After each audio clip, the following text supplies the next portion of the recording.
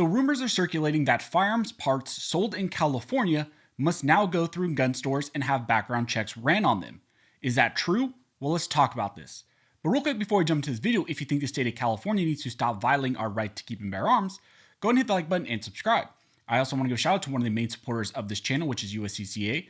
Through your membership, you get training, education, and self-defense liability protection. So if you carry a firearm, I highly recommend you take a look into USCCA, and I'll put a link to them down in the details section.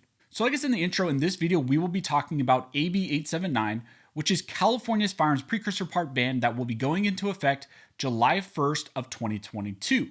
This topic has popped up once again because the California Department of Justice has been sending out letters to various gun stores and FFLs, and you can see the following notice here on the screen. Since this letter went out, I've been receiving countless emails, DMs, comments, essentially asking about this issue because there's a lot of bad information spreading around in the community. So this confusion really stems from two bills, which we have talked about extensively here on this channel. The first bill is AB 2382, and the second is AB 879. These two bills were introduced relatively close together and use similar language relating to firearms precursor parts. However, AB 2382 was much broader in what it defined to be an actual firearms precursor part.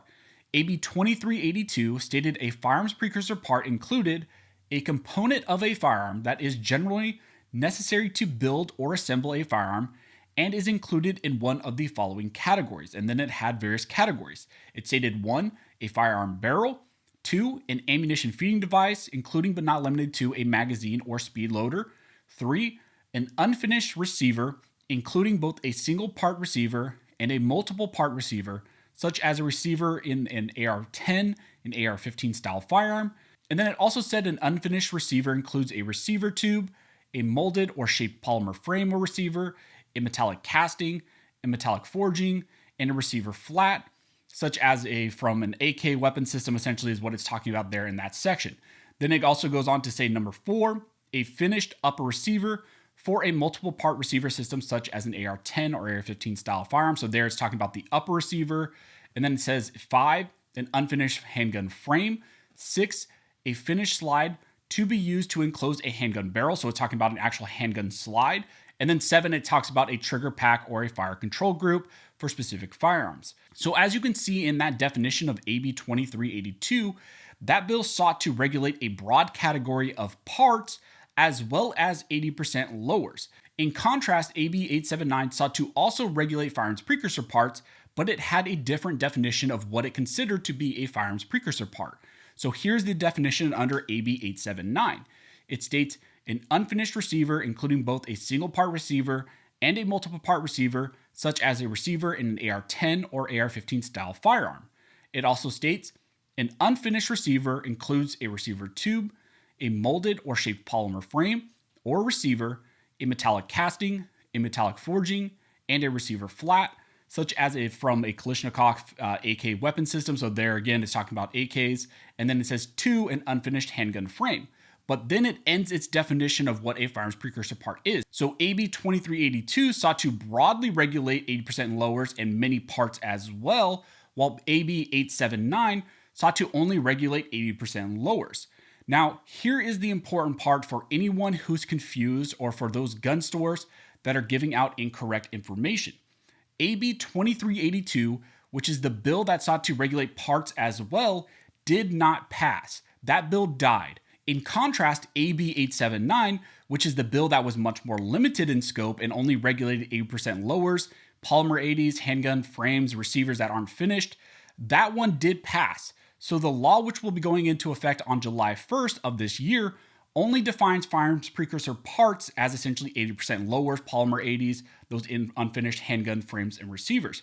It does not include parts like triggers, magazines, barrels, upper receivers, anything like that. What is going into effect does not include parts. I cannot emphasize that enough.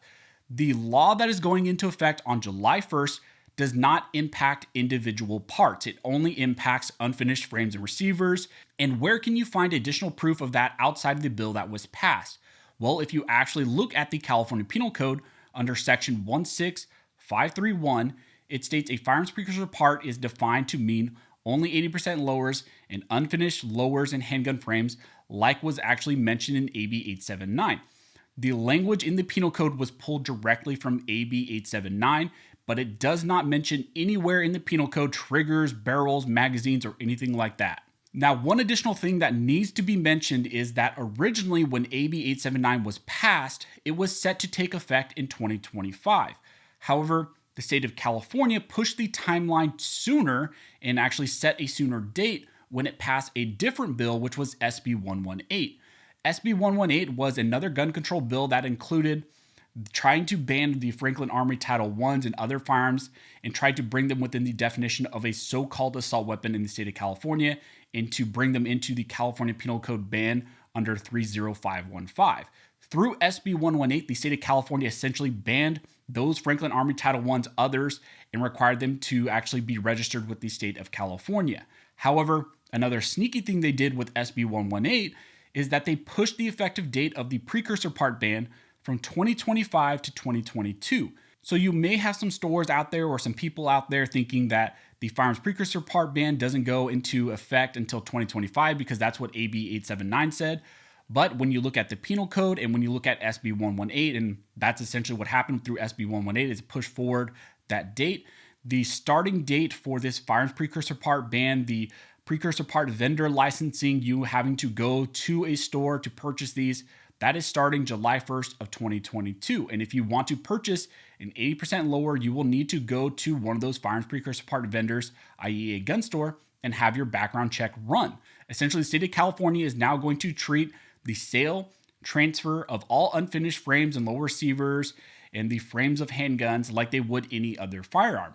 If you want to purchase one online, you will have to have it sent to a gun store first and then have a background check run on it. But the main takeaway from this video for everyone in California, including gun stores, is that this law going into effect on July 1st does not impact individual parts, triggers, magazines, barrels, those things. It does not touch those things. It only impacts the sale and transfer of things like unfinished frames and receivers. And the reason why this video is frustrating for me to have to make is because I've talked about this extensively on the channel in the past on prior videos. I've made multiple videos, and I know Reno May has made multiple videos and he had to put out another video. Yet we're still getting DMs from various people. We're still hearing about gun stores going around and telling customers that they will have to be going through them specifically to buy parts. I don't know if that's simply just a lack of education. Like I said, there are plenty of videos from me and Reno out there, and there's information online that these gun stores and people could actually obtain very easily with just a simple Google search. So I don't know if it's just lack of education or it could be something maybe more nefarious on the part of individual gun stores. I don't know. So if you hear this said at your gun store or you hear someone talking about this, show them this video, show them the video from Reno May if you prefer that one.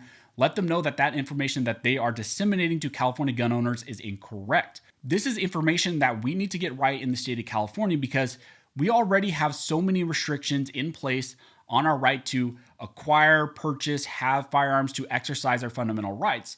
And the last thing we as a community in California need to be doing to ourselves is restricting our access to firearms beyond what is actually required by the state, by the law, by these various gun control bills that are passed.